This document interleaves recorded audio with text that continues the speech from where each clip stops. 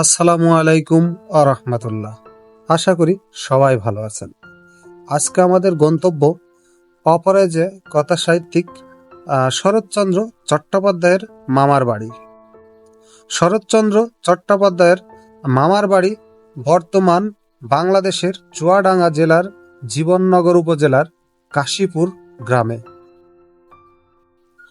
দেশভাগের পূর্বে এই জায়গাটি ছিল তৎকালীন নদিয়া জেলার অন্তর্ভুক্ত। তো যেতে যেতে রাস্তার দুপাশে থাকা বাঁশঝাড় ও অন্যান্য সবুজ গাছগাছালির যেই প্রাকৃতিক সৌন্দর্য আমাদেরকে বিমোহিত করছিল, তাই যেতে যেতে এই প্রাকৃতিক সৌন্দর্য উপভোগ করছিলাম বেশ। আর এই প্রাকৃতিক সৌন্দর্য আপনাদের সাথে শেয়ার করার জন্য এই প্রাকৃতিক সৌন্দর্যকে রেকর্ড করে নিলাম। আর এভাবেই চলতে চলতে আমরা কিছুক্ষণের মধ্যেই পৌঁছে গেলাম সেই অপরাজেয় কথা সাহিত্যিক শরৎচন্দ্রের স্মৃতি বিজড়িত মামার বাড়ি। দেখতেই পাচ্ছেন আমরা অবশেষে পৌঁছে গেছি শরৎচন্দ্রের সেই স্মৃতি বিজড়িত মামার বাড়িতে।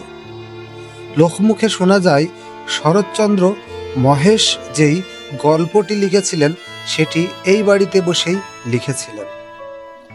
শরৎচন্দ্রের মামারা ছিলেন দুইজন, বিনয় চট্টোপাধ্যায় ও মিনাই চট্টোপাধ্যায়। এই জমিদার দ্বয় ছিলেন খুবই নির্দয়। তারা নির্বিচারে এলাকাবাসীর উপর জুলুম নির্যাতন করত। তো এই বিষয়টি শরৎচন্দ্র চট্টোপাধ্যায় এখানে আসার পরে যখন জানতে পারেন, তখন তিনি মহেশ নামক গল্পটি লিখেন। আর মহেশ নামক গল্পটিতে গফুর আমেনার চরিত্রের মাধ্যমে এলাকাবাসীর দুঃখ কষ্ট এবং জুলুমের শিকার হওয়ার দৃশ্যপটটি উপস্থাপন করেছেন। এই জমিদার বাড়ির এইটাই হচ্ছে মেন ফটক।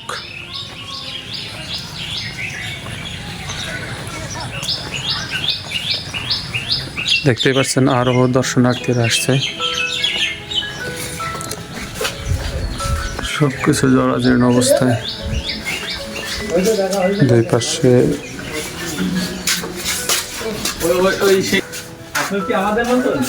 হ্যাঁ ভাই, ঘুরতে আসছে আপনাদের মতন।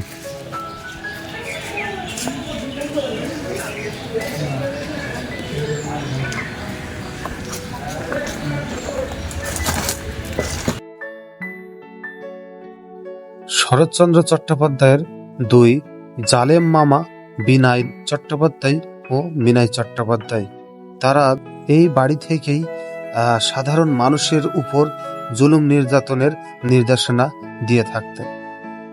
দেখতেই পাচ্ছেন এই পাশের ভবনটি এখনো পর্যন্ত অনেকটা সুন্দর আছে, কারণ এই ভবনে বর্তমানে মানুষ বসবাস করে। আর পাশাপাশি থাকা অন্যান্য ভবনগুলোতে বিভিন্ন প্রকার খড়কুটো ও পুরাতন তৈজসপত্র ফেলে রাখা হয়েছে।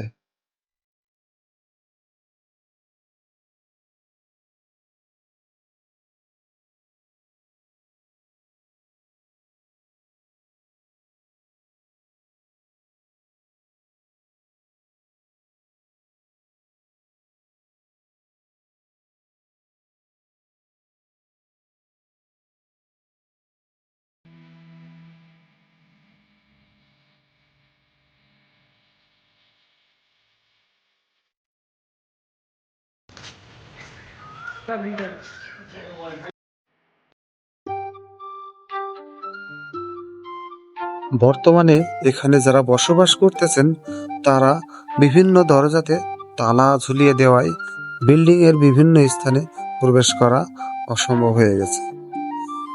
তো আমরা বাইরে থেকে যতদূর সম্ভব বিল্ডিং গুলো দেখার চেষ্টা করলাম এবং শরৎচন্দ্রের স্মৃতি বিজড়িত স্থানগুলো পরিদর্শন করার চেষ্টা করলাম। তো জানা যায় 1947 সালে দেশ ভাগ হওয়ার সময় যখন জমিদারি প্রথা বিলুপ্ত হয়ে যায়, সেই মুহূর্তে বিনয় চট্টোপাধ্যায় ও মিনাই চট্টোপাধ্যায় তৎকালীন ভারতীয় একজন নাগরিকের সাথে 1200 বিঘা সম্পত্তির সাথে তার সকল সম্পত্তি বিনিময় করে এদেশ ত্যাগ করে ভারতে চলে যান। পরবর্তীতে তেনারা দুইজন আর বাংলাদেশে আসে নাই বলে সংবাদ পাওয়া যায়।